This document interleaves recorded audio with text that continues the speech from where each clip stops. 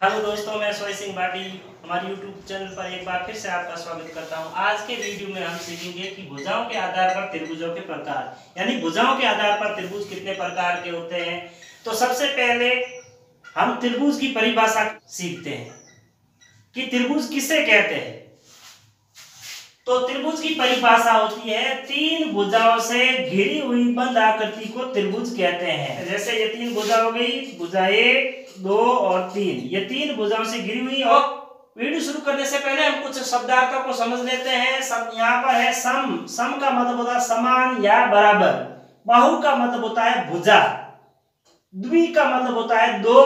विषम का मतलब होता है अलग अलग माप, या आप कह सकते हैं कि विषम का मतलब प्रतिकूल, यानी कोई माप समान नहीं है, सब अलग अलग माप हो। अब हम सीखेंगे कि भुजाओं के आधार पर त्रिभुज कितने प्रकार के होते हैं। तो अब शुरू करते हैं। भुजाओं के आधार पर त्रिभुज तीन प्रकार के होते हैं। पहला होता है समबाहु त्रिभुज, दूसरा समद्विबाहु त्रिभुज और तीसरा विषमबाहु त्रिभुज।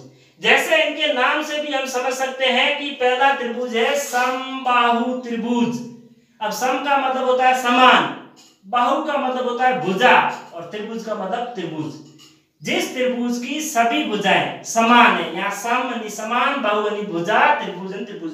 जिस त्रिभुज की सभी भुजाएं समान है, सभी मतलब तीनों भुजाएं, तीन भुजाएं होती है त्रिभुज में। जैसे यहाँ पर यह कोई त्रिभुज है जिसकी एक भुजा ये 7 है, ये 7 है, ये 7 सेमी, 7 सेमी, 7 सेमी और ये भी 7 सेमी।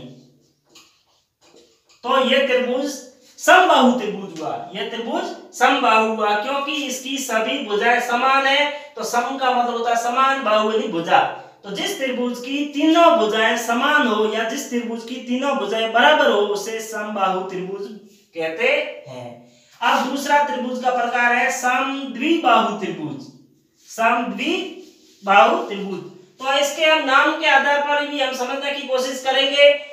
यहाँ पर सम का मतलब होता है समान, द्वि का मतलब होता है दो और बाहु का मतलब भुजा।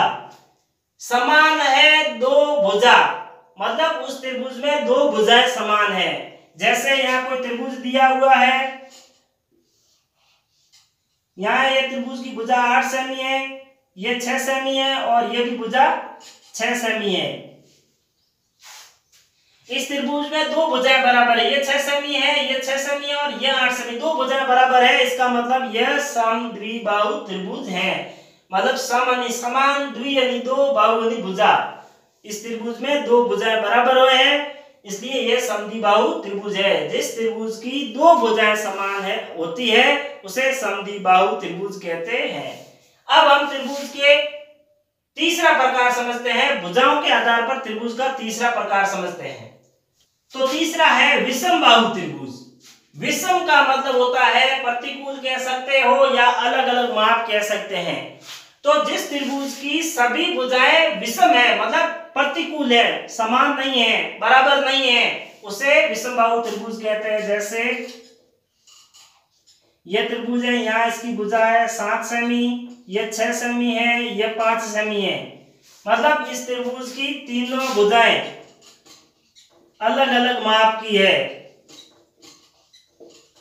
तो जिस त्रिभुज की तीनों भुजाएं अलग अलग माप की है यानी विषम है, उसको विषमबाहु त्रिभुज कहते हैं। तो इस प्रकार से हमने भुजाओं के आधार पर त्रिभुजों का प्रकार ज्ञात करना सीखा। अगले वीडियो में हम कोणों के आधार पर त्रिभुजों का प्रकार ज्ञात करना सीखेंगे।